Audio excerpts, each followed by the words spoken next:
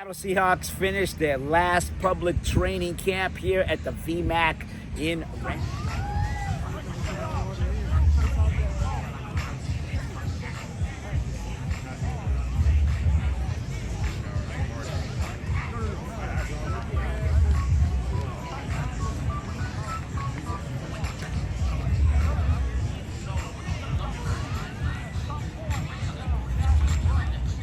Again, offensive lineman. See Coach Strong there.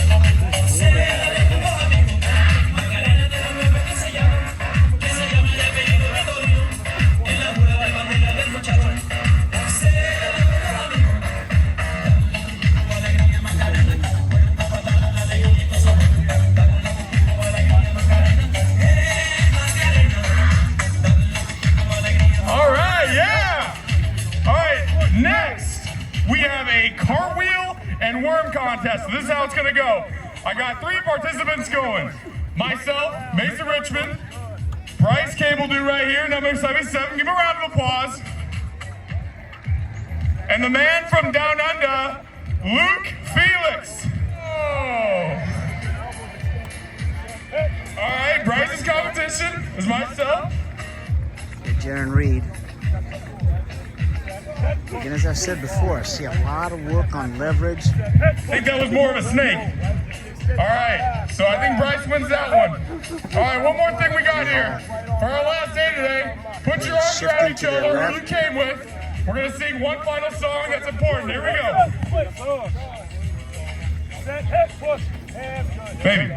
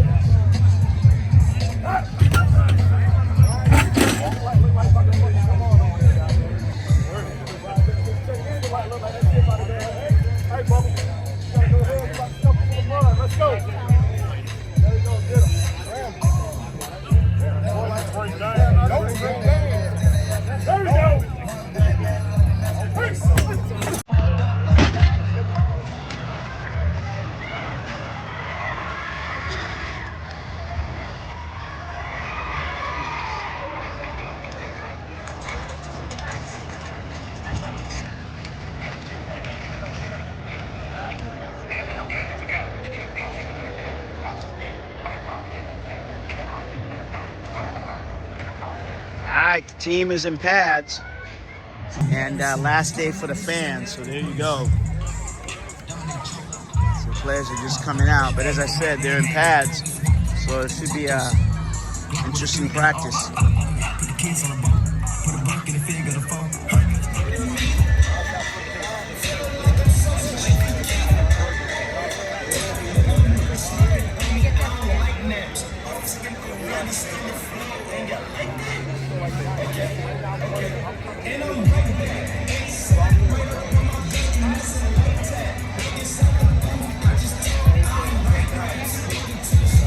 My bad.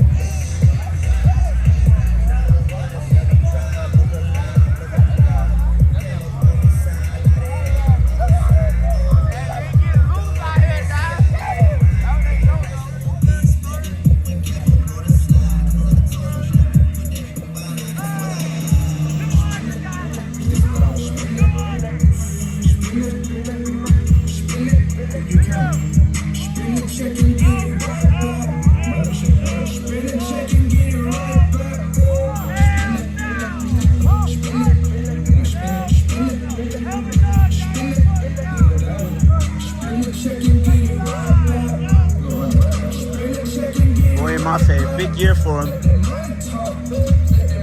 think if he has a big year, Seahawks can take that next level in terms of their performance. Of course, you see D. Lawrence over there. He speaks for himself. I don't see T. Knight, but we talked about that. Just in terms of Mike said he'll be sidelined. Trying to get him back for the first game. Inside foot. Outside. Stick. Nope. You got 1 minute, coach. Nope. Sit.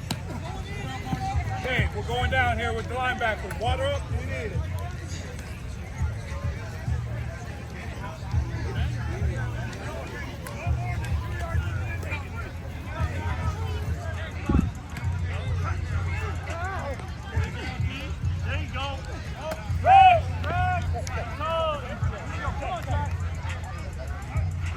Jackson Smith and Jigba do this.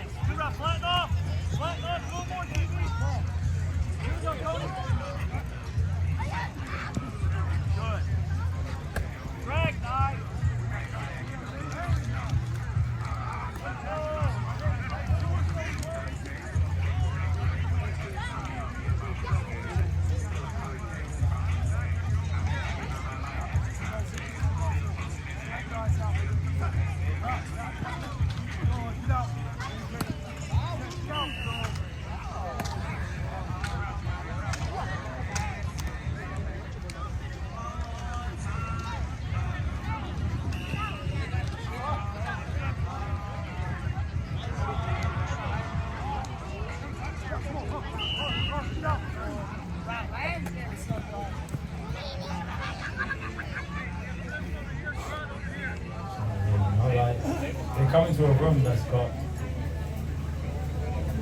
We spend a lot of time talking about the D-line. So like, I feel with that position group, but all position groups, the more competition you have in that room, the better the standard of players when you play a rotational based defensive line, rolling people in, rolling people out. People have to learn to maximize plays.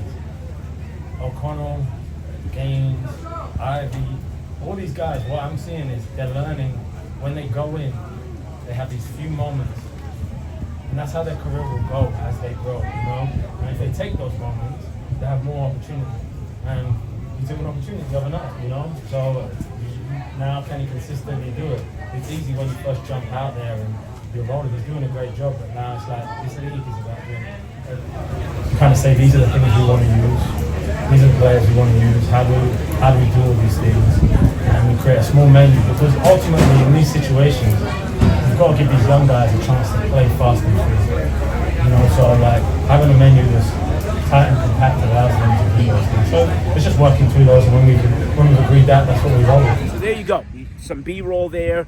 And as for the practice itself, as I said, I mean, it was a scorching day here. The fans were here, and as I said, the last practice. But really, in terms of the practice itself, number 92, defensive end Quentin Bohanna, I thought had a really, really good practice, along with Byron Murphy, who continues. He cut off his hair, and the dreads, and he continues to improve and stack plays, as if you will. Both of them were physical in terms of the individual drills. They were also physical and using their power when it came to the scrimmage. And also during the scrimmage, Devon Witherspoon showed why he is who he is. He had an amazing, during the red zone, he batted a red zone pass that was from Sam Darnold, and it was clean, it was clinical, and he just kind of batted it and stopped a TD. So, he's had a real quiet, but I would say surgical. What I mean by that, going about his business and just showing why he is one of the top players on this team, most talented players, I would say. And then on the offense, also speaking of showing his worth and his talent, Ken Walker was full participant today, and he had 2 runs down the alley, if you will. He had a couple runs up the middle, and both of them, all 4, he shifted his momentum and the speed, and we all were going, wow, just to show you why they say as long as he's healthy, this team will go a long way, and all indication is that he will be healthy. As far as the offensive line itself, from what I can tell, it's now pretty much kind of coming to form here. Jalen Sandell and also I would say Oluwatimi at center. They're going to go back and forth, even though Mike McDonald said they want to name, the starting five sooner than later, but they're not going to rush it. We heard from Clint Kubiak as well. So those two will battle for the center. I think, your guards are going to be Gray Zabel, and also you're going to Anthony Bradford, and then Charles Cross and Abe Lucas are going to be your tackles. Elijah Arroyo, I think, tight end there. I think A.J. Barner is the starting tight end, but Arroyo is just a handful because of his height, speed, power, and athletic ability. So things are coming into shape here. And what I would say right now, where the Seahawks are as a team, is just that the install is done. What they wanted to install with the players is complete. Now it's up to the players to be consistent and also put the nuances of each of the players so they can take this, preseason, if you will, to the next level. Now remember, on Friday they host the Kansas City Chiefs, and that's going to be a big one. You're going to start to see some separation here between 1, 2s, and the last chance for the 3s to try to get into that 2. So install is complete, and now it's just the physicality and the players. It's up to them now to show the coaches what they can do. From the VMAC in Renton, I'm Asvita Myra Ira from the CascadiaSports.net report. Thanks for watching. Thanks for listening. Thanks for subscribing.